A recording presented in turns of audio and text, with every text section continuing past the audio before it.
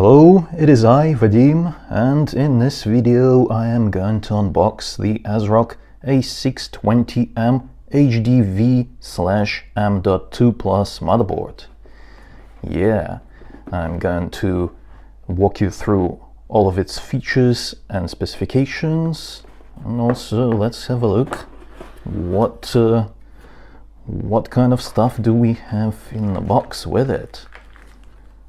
Well, there's just usual stuff, M.2 SSD screws that you need for the SSD installation, user manual. As always, ASRock has this thing covered. The I/O shield is not pre-installed, so you are going to do that work yourself. And also, what is that? That's the two SATA cables included, and I think this is it. Yeah, it's just motherboard left in there, so nothing else in there. Let me just quickly clean this up and we'll have a look at the motherboard. There we go. Here is the motherboard, and like in terms of like padding, there is this foam bit that protects the back of the motherboard during transit, during shipping. Right, so let's have a look what we have here. In terms of power delivery, it has one 8-pin power connector, and this is a 6+1+1 power phase design. I must tell you now, before I forget, that this particular motherboard, well, most of A620 motherboards, they're limited to 120 watt CPUs, which means that you cannot put Ryzen 9 7950X or 7900X CPUs in here, because those are 170 watts, but stuff like Ryzen 9 7950X3D, that's a 120 watt CPU, so that is absolutely fine.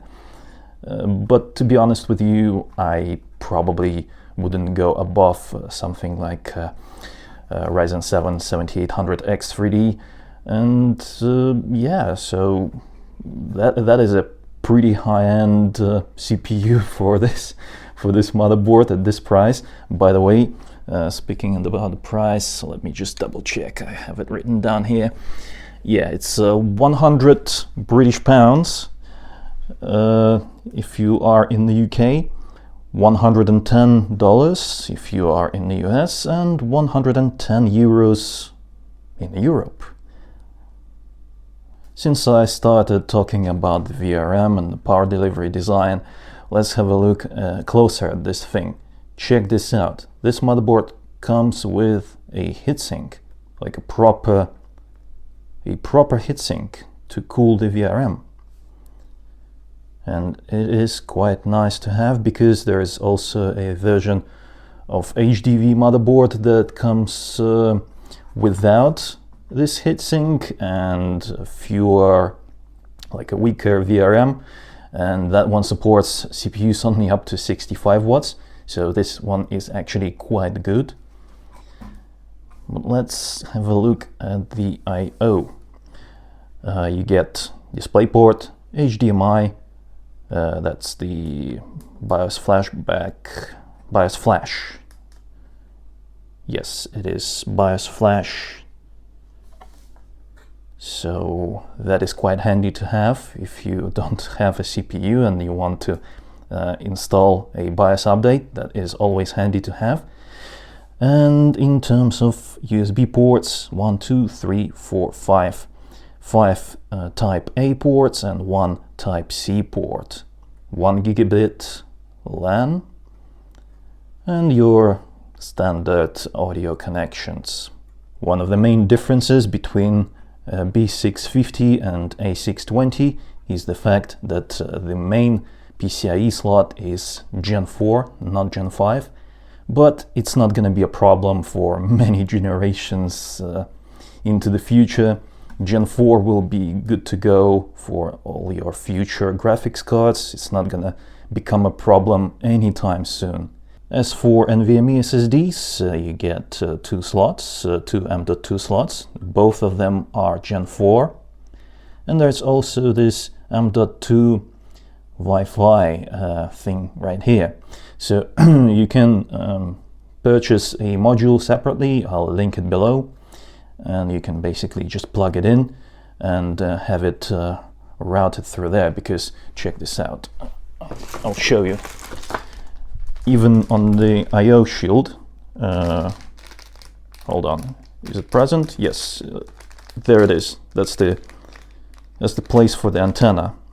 So if you buy that separate module, there is a space here for the antennas. You can route them, route the cables, and just install the antenna like that.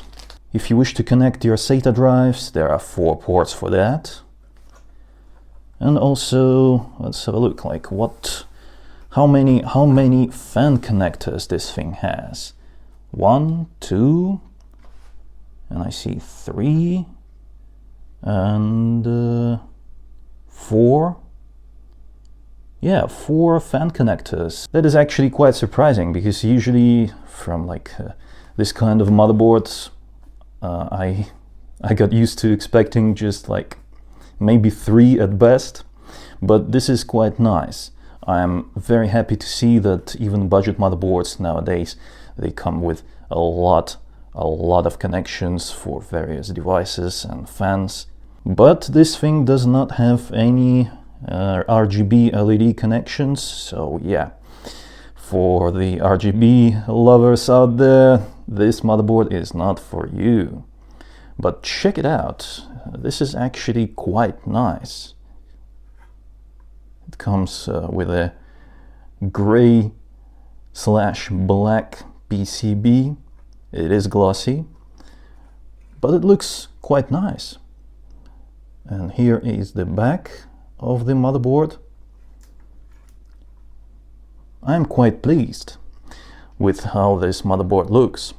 And for memory expansion, you have 2 DDR5 slots. They open up from one side only. So there you go. In theory, having just 2 slots means that, you know, higher speed memory will be more stable. So there is that plus there. But the downside, of course, is that you only have 2 slots. I think that it is a quite nice little motherboard, all black builds, you know, on the budget. That is something that I can see using this thing for. Let me know in the comments below, what do you think about it? And of course the links to purchase this thing will be in the description below, so check them out. Leave a like if you enjoyed this video, and subscribe for more if you haven't already. It was I, Vadim. Until next time.